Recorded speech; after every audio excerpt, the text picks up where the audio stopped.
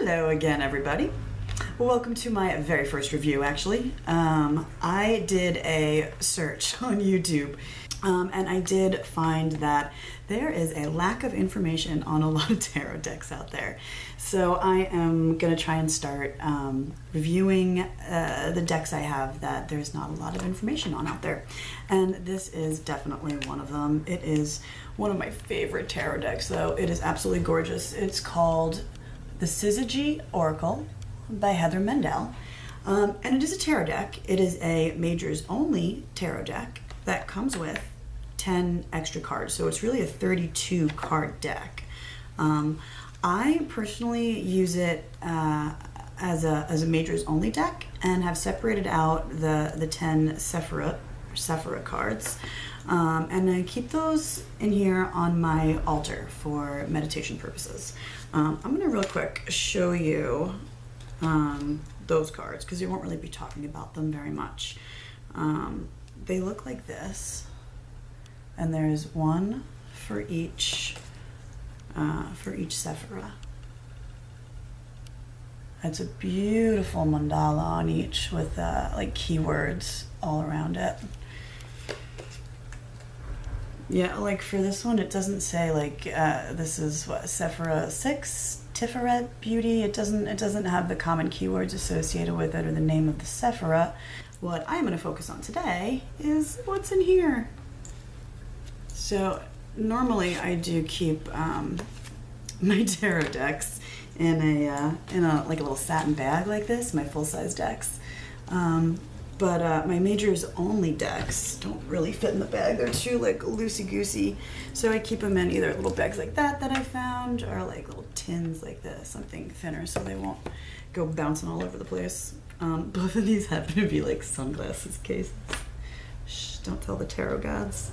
It works. It keeps them very safe. This is the back of the cards.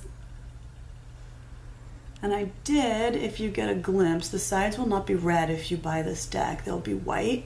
I just edged them with a red Sharpie, like a regular old red Sharpie, and it looks beautiful. It is not really reversible, but it doesn't like jump out at you that it's reversed when you're reading it. That's my preference for backings. I either like them completely reversible or, just something that doesn't jump out at you right off the bat, because I do read reversals. But these cards are great for reading and for meditation and for study. We'll get into that. Anyway, it comes in this box.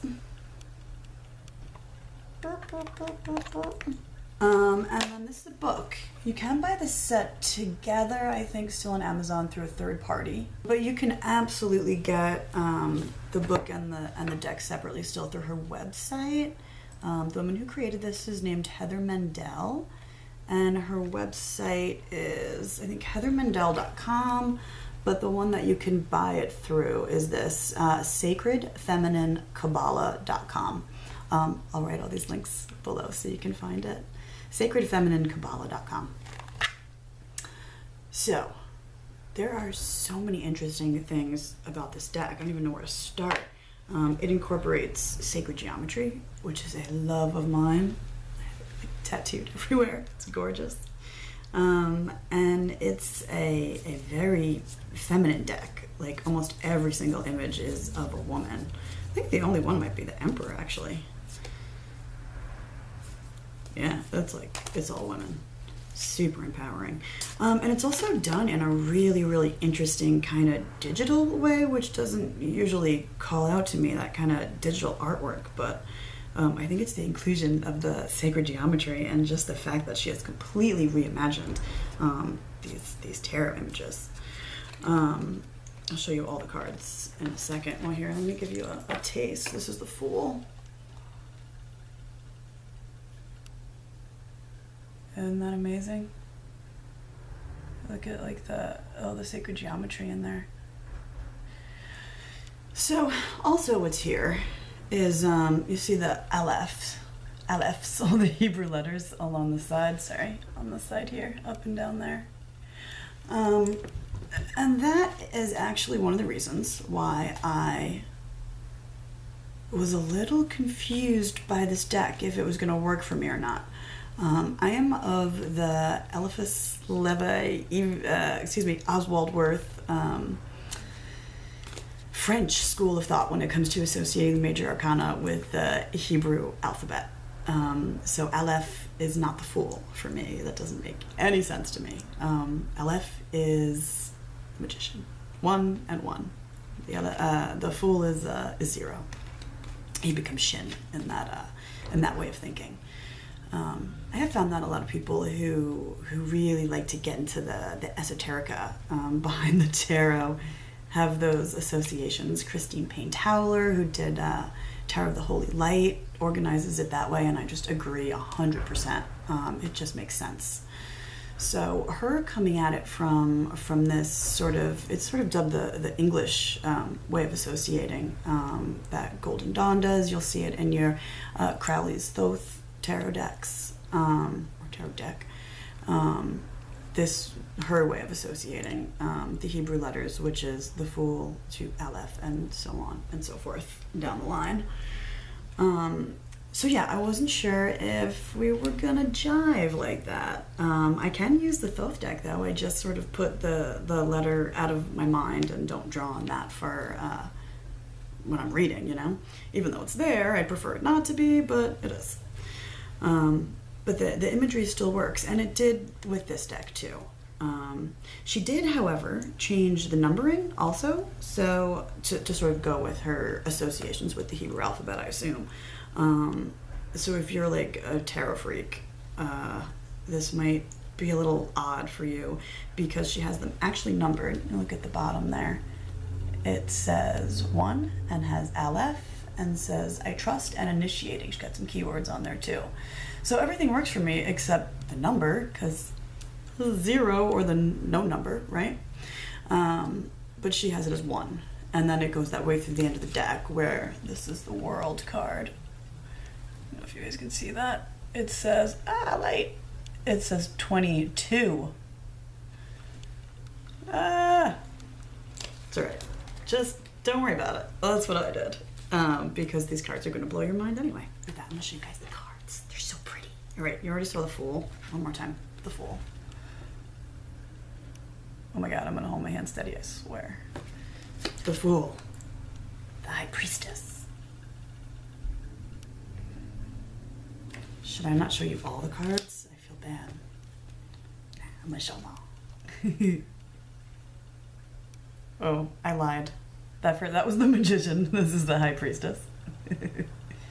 Let that look wrong. The keywords here are allowing and I wait. They work. The keywords just work. Even though I don't agree with those Hebrew letters. Here's the Empress. Nurturing. I love. This is the Emperor, structuring, and I organize.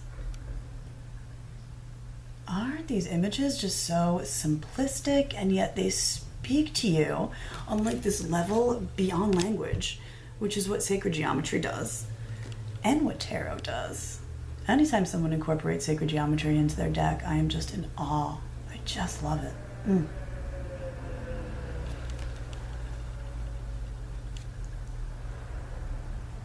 That was the Hierophant, by the way. What are we at? This is the Lovers? Yes, Lovers. The numbering still throws me off a little bit. But the images, you know, if you just take a second and kind of look, you realize what the card is. They're still pretty easy to see what's going on, right? So even though this is 8, take a look. What does that look like? It still sort of looks like the Chariot. Even though they're completely reimagined, there's definitely a nod to, you know, classic tarot. Justice. Discerning and I distinguish. She has in her book here that I'm going to go through in a second, meditations for each card, questions to ask yourself for each card, information about the Hebrew letter and the card in general, information about the hero's journey and the pathway on the tree of life that this falls under, which again, that way I sort of don't agree with, but it's okay. It's still interesting. Strength. Look at that, like, seed of life in there. Mm. The Hanged Man. Oh, the Hanged Woman. These are all women. Such a cool combination of just stuff that I love. What is this? This is Death. Sorry.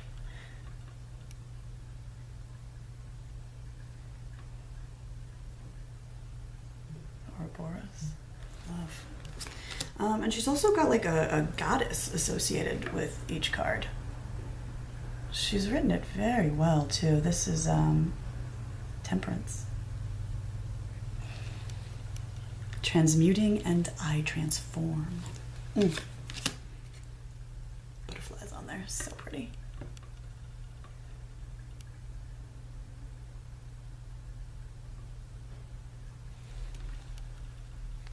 Devil.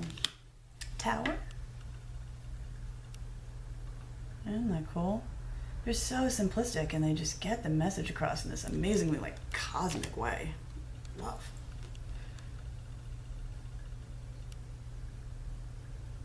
Is that the star? These in order, yes.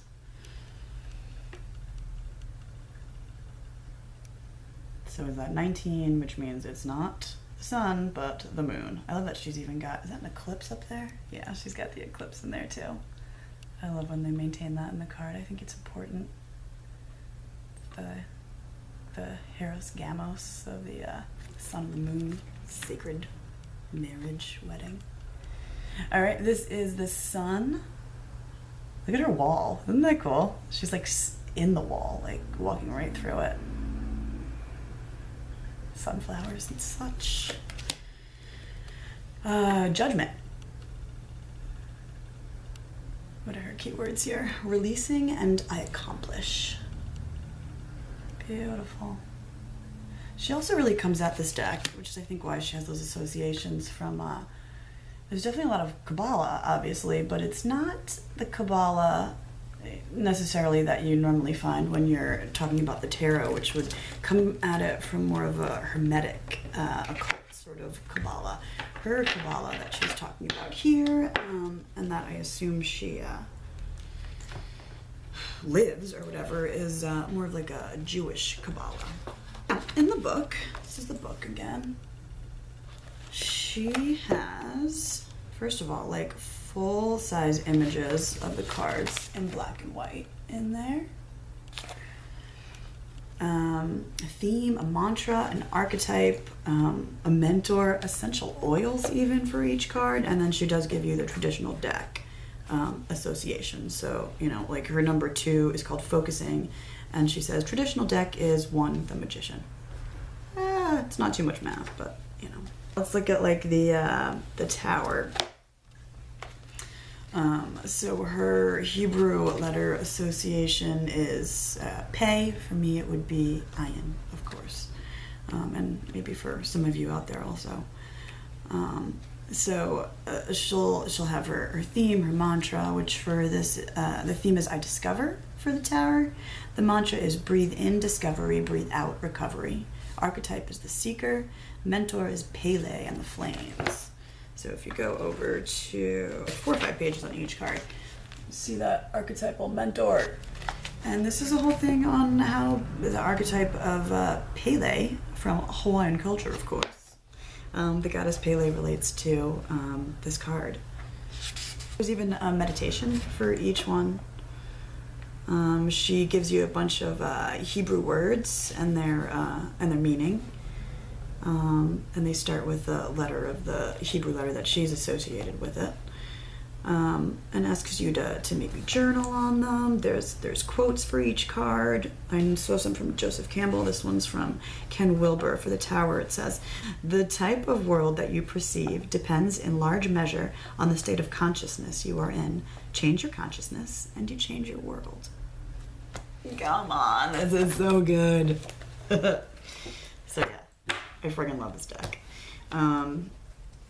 If you're not so into reading with only the major arcana, I'm gonna put some videos up on how I do it. I use it in a lot of different spreads, like especially if we're I don't know, getting into kind of more spiritual stuff with our reading, and I'll want to know karmically almost what's going on with them, what with my client or my friend, whoever I'm reading for, myself. Yeah, and what lessons are sort of coming down from on high karmically, and we'll draw, you know, maybe 1 or 2 cards from a majors only deck, and then do the rest of the spread with some minors to elaborate on how that's affecting our lives, how we're learning that lesson, stuff like that. I mean, you don't need a majors only deck to do that. You can separate out the major arcana from your deck and do it that way. But I do have a few major arcana only decks, and that's how I tend to use them. I do some readings where it's just majors only, but not very often. I use them for specific spreads. But actually, if you hold them all up too, you'll see that these are all different colors around the image on the card too. Isn't that gorgeous? They're just so cool. What else can I tell you about this deck? The cardstock is decent. They're not super thin or flip-floppy or anything. I can riffle shuffle them, no problem, even though there's only a few cards. And I'm making a mess. Shuffle them, normal too. I didn't like the way it looked until I colored it, actually, with the stark white borders on a black card with a black front with a red back. So you might want to color them yourself, but it looks really, really cool like that. Also, I don't know what you would call this style of artwork either. Kind of digital vector something or other process that was used. If you know actually what this kind of artwork is called, or what it's called that you used to create it, if you would let me know, that'd be really cool. She does also have out right now, not for quite some time, but she created a Lenormand deck also. I do not own it, but I've seen it, and it has like a mandala on each card with the Lenormand image associated with it. It's like a more mystical, mystic kind of Lenormand deck. Very beautiful. That is available on Amazon and on her websites and stuff too. Syzygy, by the way, means union of opposites. So I'm going to go through the cards one more time from this camera angle. Since this is my first review, I'm still trying to figure out kind of what works best. So if you guys could, you know, let me know. If you like it like this, I might just talk while I show the cards this way. Anyway, I'm going to run through the cards one more time. So we have the Fool, High Priestess. Jesus, why do I keep doing that? I think it's because it's a woman. I always think it's the High Priestess. That is the Magician, and it's number 2. See, it still throws me off sometimes. But I still love it. High Priestess, for real that time. Empress. Get my hand out of there, huh? That would help.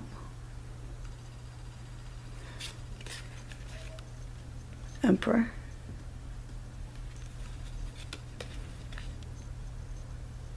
Hierophant.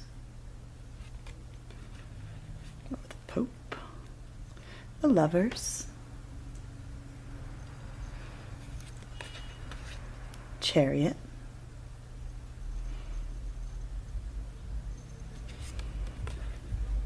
Justice. The Hermit. I seek. Questing. You guys can read what's there. It's revolving and I return. And this is the Wheel of Fortune. And those are all women, actually, intertwined. It's like a lesbian deck. Strength. I do prefer this ordering as to the Justice and Strength. I like the Marseille style. Hanged Man. Death. Temperance. The Devil.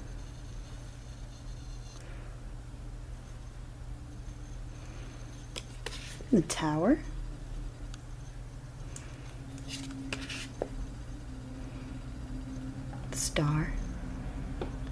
contemplating, I meditate. Excuse me. This is one of my favorite moon cards, like, of all time. Reflecting and I imagine. Sort of a more modern take on the moon card meaning as far as I'm concerned, but oh, it is just gorgeous. I love the fruit of life right there in the center. This gorgeous, like, spiral there. I'm gonna call that a vector spiral. The sun. Like platonic solids up here in the sun too. Like it's like a rainbow halo also.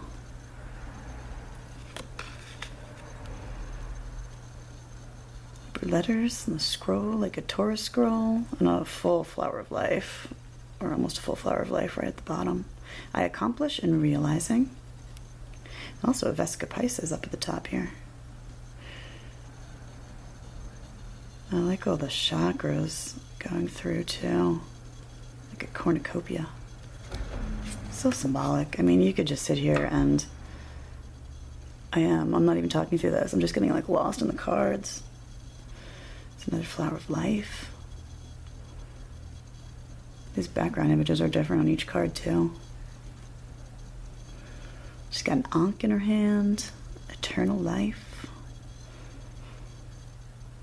And a spiral right from her heart also.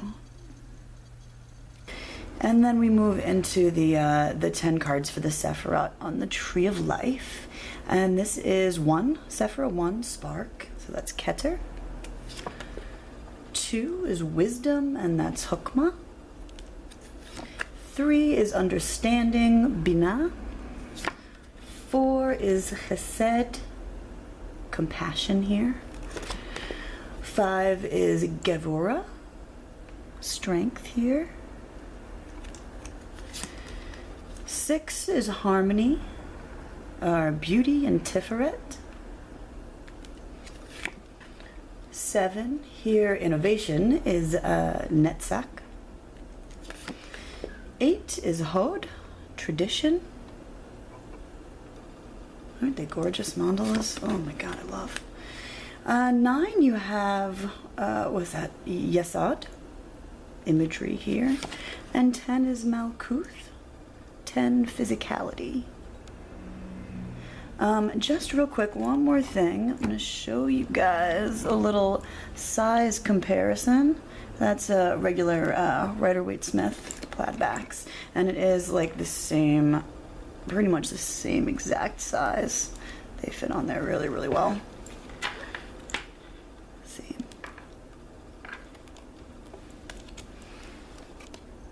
Get this deck. It's amazing. The Syzygy Oracle.